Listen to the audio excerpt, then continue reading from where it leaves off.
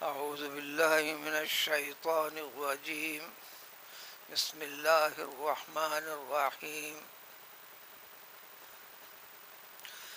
ولقد آتينا موسى الكتاب فاختلف فيه ولولا كلمة سبقت من ربك لقضي بينهم إنهم لفي شك منه مريب.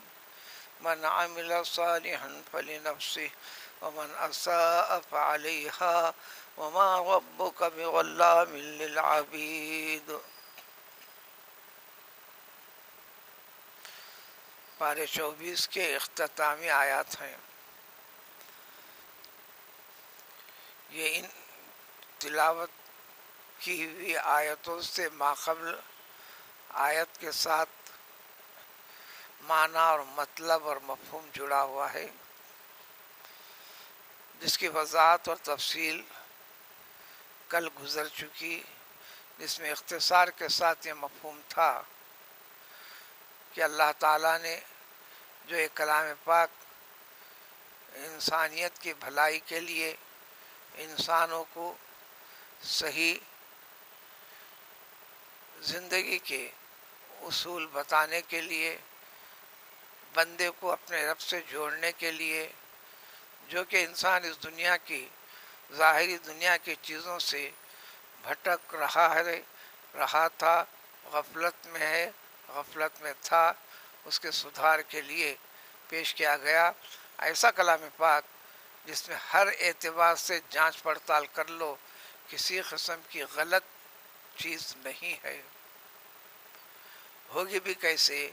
چونکہ اللہ تبارک تعالیٰ جو عزیز ہیں، زبردست طاقت والے، سب سے بڑی عزت والے، ان کا کلام بھی عزیز، اور جس کے اوپر نازل کیا گیا پیغمبر صلی اللہ علیہ وسلم عزیز، جو ان کو تھامے گا، عملی اعتبار سے ادب و احترام بجا لائے گا، تو اس ضمن میں اللہ تعالیٰ کی جانب سے ایسے انسان کو بھی دنیا میں بھی آخرت میں بھی عزیز بنا دیتے ہیں.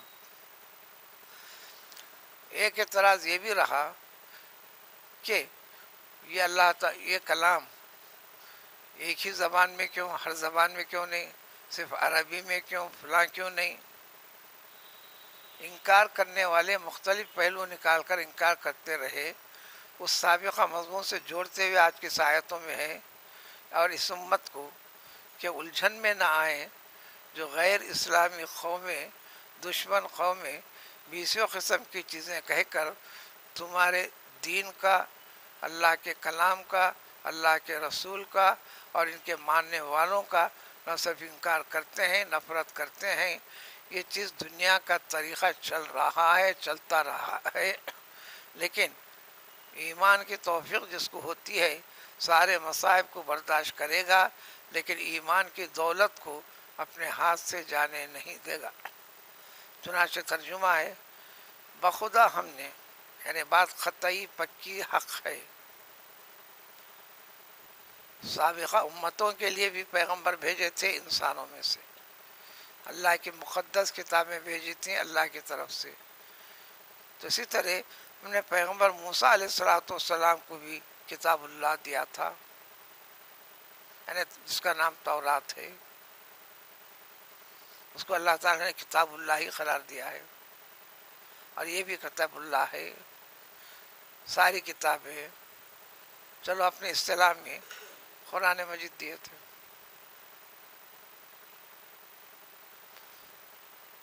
وہ ہبرو زبان میں تھی، عبرانی.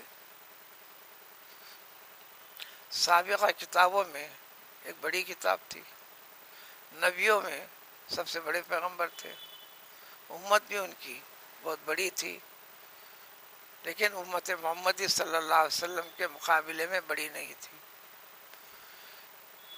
پچھلے تمام انبیاء کرام علیہ السلام کی جو امتیں گزری ہیں ان تمام میں بڑی امت تھی.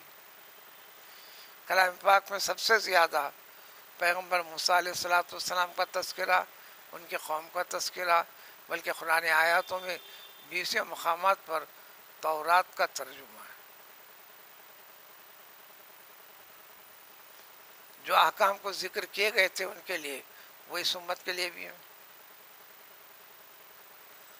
تو اللہ کا ارشاد ہے ہم نے تو کتاب بھیجی تھی، لیکن اس وقت بھی انسانوں نے کیا کیا، اس میں بھی اختلاف کیا، یہ ہاں اور نہ کا مسئلہ اٹھائے، ایسا ویسا کا مسئلہ اٹھائے۔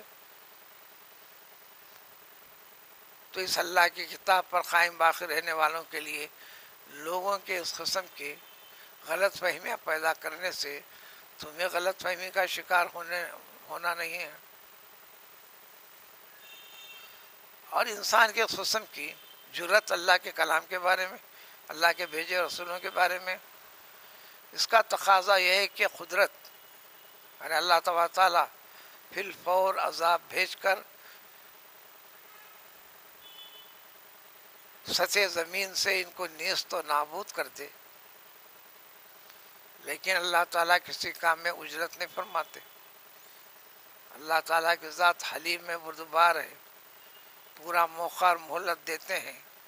اور دوسرے جو ایمان پر قائم ہے ان کو ایمان کو اور پختہ کرنے کا ذریعہ بنتا ہے لوگوں کی مخالفت۔ باطل کیا ہے، باطل سے نفرت کرنے کے لیے، حق کیا ہے اس پر اور جم جانے کے لیے۔ اس لیے اللہ کا ارشاد ہے وَلَوْلَا كَلِمَةٌ سَبَقَتْ، اللہ تعالیٰ کے فیصلے پہلے ہو چکے ہیں کس کے ساتھ کب کس وقت کیا کرنا ہے۔ کوئی چیز جلد بازی میں اللہ تبارک تعالیٰ کوئی فیصلہ نہیں لیتے، اگر وہ لکھی ہوئی لوح محفوظ میں ہر چیز لکھ کر رکھ دیا اللہ تعالیٰ نے، ان کو عذاب دیا جانے والا معاملہ کب کس وقت کا ہے اس کو ہم فکس نہ کیے ہوتے تو ان کی غلط جرت اور جسارت کی وجہ سے فی الفور عذاب نازل ہو جاتا۔ اور یہی حکم موجودہ دور کے انسانوں کے لیے بھی ہے۔ وَإِنَّهُمْ لَفِي شَكٍّ مِّنْهُ مُرِيبٍ، اور یہ لوگ ہمیشہ احکام خداوندی دین اسلام جو اللہ نے پیش کیا ہے اس کے بارے میں شک و شبے میں جبھی بھی رہے۔ تو آج کے زمانے کا انسان بھی کرتا ہے تو یہ نیا پہلو نہیں ہے۔ پھر اللہ تعالیٰ ایسے بندوں سے بیزارگی کا اظہار کر کر کہ اگر اس حکم کو نہیں مانو گے تو ہونے والا کیا ہے، جیسا تم کرو گے ویسا بھرو گے، یہ قانون قدرت ہے۔ چنانچہ اسی آیت پر یہ پارے کا اختتام کیا گیا ہے من عمل صالحا فلنفسہ، جو کچھ احکام دیے طریقے بتائیں اللہ تعالیٰ اور جن چیزوں سے منع کیا ہے یہ سب کے سب بندے کے لیے اچھا خیر و بہتر ہے، اور جو کرے گا تو یہ عمل صالح ہے، اور یہ نیک اور اچھی چیزوں کو اختیار کرے گا تو اس کے بینیفٹ، اس کا نفع فائدہ اس دنیا کی حیات میں بھی اس کے لیے خیر و برکت، اس کے گھر کے لیے خیر و برکت، زمین کے جس علاقے میں رہتا ہے وہاں کی زمین بھی کے لیے بھی، وہاں کے رہنے والوں کے لیے بھی خیر و برکت، دنیا کی زندگی کے بعد عالم برزخ یعنی موت کے بعد والی زندگی، آخرت میں اٹھائے جانے سے پہلے اس کو برزخ کہتے ہیں، چاہے خبر کی زندگی بولو، شکل خبر کے ہونا ضروری نہیں ہے، اس کا فائدہ اسی کو حاصل ہوگا۔ ومن اساء فعلیہا، جو اس کے خلاف طریقہ اختیار کرے گا وہ برا ہے اور برائیوں والا ہے، اس کا وبال لوٹ کر اسی کے اوپر آئے گا، دنیا میں بھی آئے گا، عالم برزخ میں آئے گا، آخرت میں آئے گا۔ تو یہ نہیں سمجھنا کہ اللہ تعالیٰ ظالم، بلکہ یہ عین عدل و انصاف ہے۔ ایک انسان ظالم ہے، دیگر بندوں پر ظلم کیا ہے، ایک جھوٹ بولتا ہے غلط فائدہ اٹھانے کے لیے، دوسرے کا حق مارتا ہے، ایک کی غیبت کرتا ہے، اس کو اللہ کے مخلوق کے درمیان میں اس کو عیبدار بنانے کے لیے،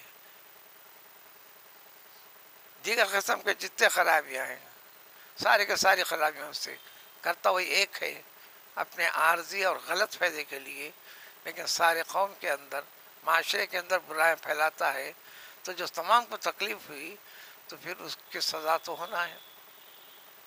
یہ جو برا کیا اس کا جتنا کیا اس کی بری سزا اس کو اتنی ملے گی.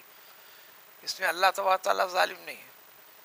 اس سلسلے میں اللہ تبارک تعالیٰ عین منصف ہیں، عدل و انصاف کرتے ہیں.